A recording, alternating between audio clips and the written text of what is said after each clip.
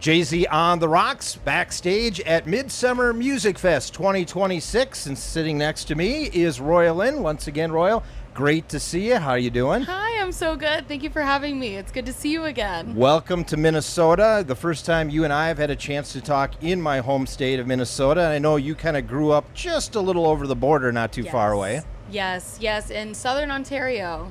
And then obviously you're in Nashville now, and you and I had a chance to talk back in January after the big ice storm, and you survived. We survived. It was quite the storm, though. No power. It was crazy, but thankfully everything is back to normal. Here you are. You're on the Royal Pain in Your Ass tour, and you just told me it was either day 16, 17, 18, whatever. They're all blurring together at this point. I was just going to say, let's talk about the touring a little bit, and how has it been going so far? We have had a blast. Everywhere that we have gone, the people have shown up, and it's just been such a great experience. We were out with Memphis Mayfire for the first few dates, Caskets, If Not For Me. So we had a stellar lineup, and now we're kind of out on our own doing the Royal Pain in the Ass tour, so it's been great. And obviously, you're here in Monaga today for a festival, and I got a chance to see you a couple years at Rock Fest. Talk about your, festival experience so far leading up to today, and kind of what do you expect now since you've done some festivals? I think that we always know it's going to be hot. It is true. It's summer. We're always like, okay, everybody eat a lot, drink a lot of water, and stay hydrated, because I do think that it takes it out of you a little bit more being outside versus like inside a venue. But we kind of love it. We love being thrown in, and we love just, meeting the other bands that are always on all these amazing festivals and seeing our friends. So we really love festival days. It's fun.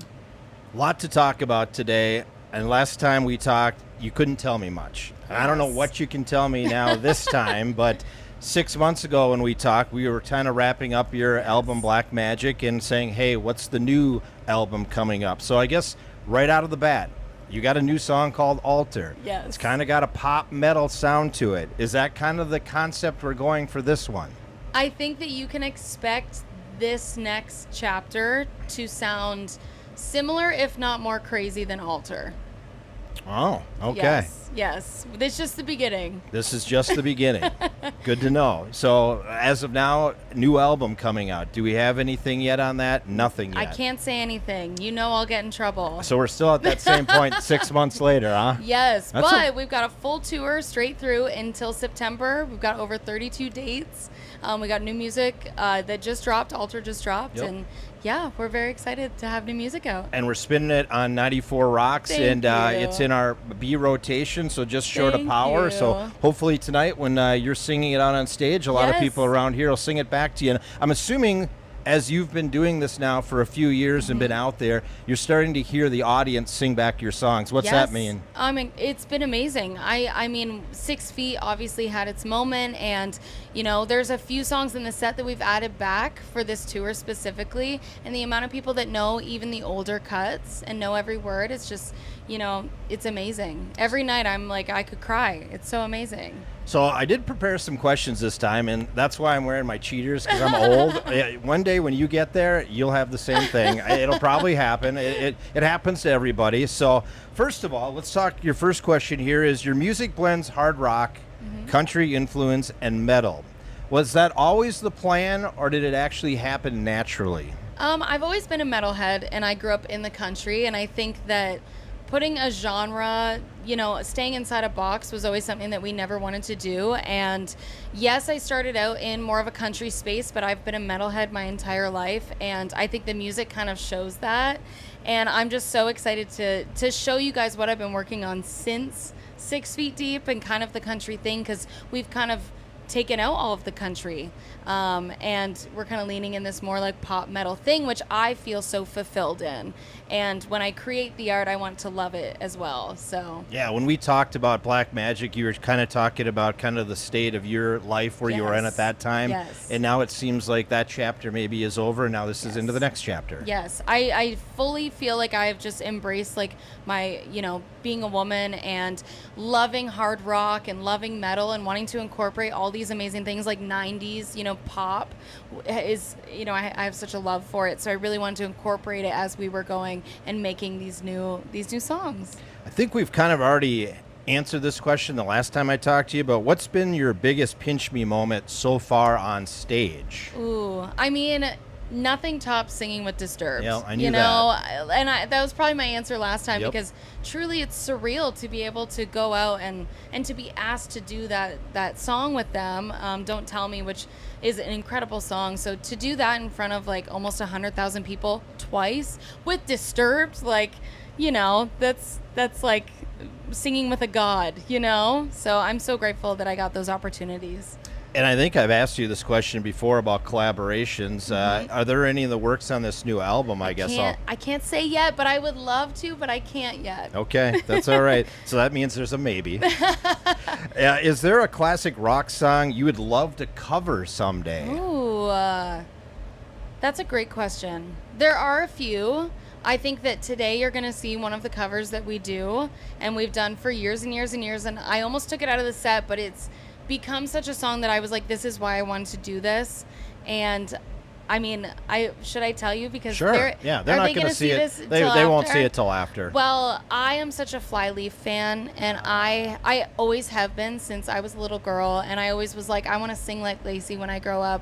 And to be able to do this and do the metal scene and, just be within all of these bands that I grew up listening to and loving, I've always done All Around Me. All Around Me. I was just going to ask, that's what you're going to do. So Yeah, that'll be awesome. So come to a show. You'll get to see it live. Yeah, absolutely. Or maybe somebody will video it later on, and then you'll be able to see it. You can see it online. Have you done that many times before or not? I have played that song for like 2 years now. Okay. At every show. Okay.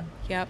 Any older classic rock song maybe you're interested in? Pre-2000?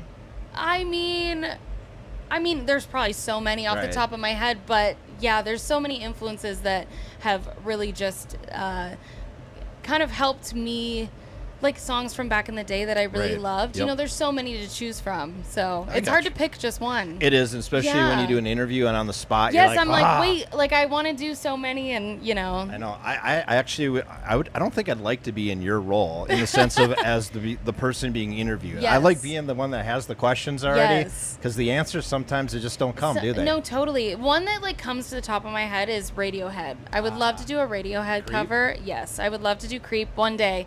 There's nothing in the works yet, so don't get too excited, but that's one that I keep coming back to. What's one item you absolutely can't leave home without when you're on the road? Ooh. I mean, I make a potion before every single show, and then I drink it, and I don't lose my voice. That's why we call it the potion. It's magic, because I can literally have no voice, and I drink my potion, and I'm good to go. So I would probably say like the things for my potion before I get on stage, which is just like stuff that's really good for your voice. Okay. Maybe there'll be a line eventually. Maybe. So I never leave home without my kettle either. That's something that I cannot do a show without my kettle. Okay. I already asked this kind of, but I'm going to ask it again. Collaborations. Is there one on your bucket list that you'd like to do? A Day to Remember. Hands down. Okay. Don't even have to think about it. Did you hear that, A Day to Remember? Jeremy, call me. I would love to do Call her, not me. A collab. I'll be like, what? Another spam if caller? If it means a lot to you, if you want to do that, like Okay. That would be that's my dream duet. Okay. Is to do that song with them. And I got to ask this. I think I saw earlier this year. I'm a huge golfer. You got a hole in one. I did, yes. So let's talk about that a little bit. You did your homework. I love it. Well, obviously I saw that. I love it. And I've had a hole in one too. You So have? we are in the hole in one clubs. You know what? I had to call my dad because my dad, this is so funny. My dad has never had a hole in one. So I had to call him from the hole, literally showing him. And I said, this is what it looks like. Like, and he golfs all the time. So he was like, you're kidding.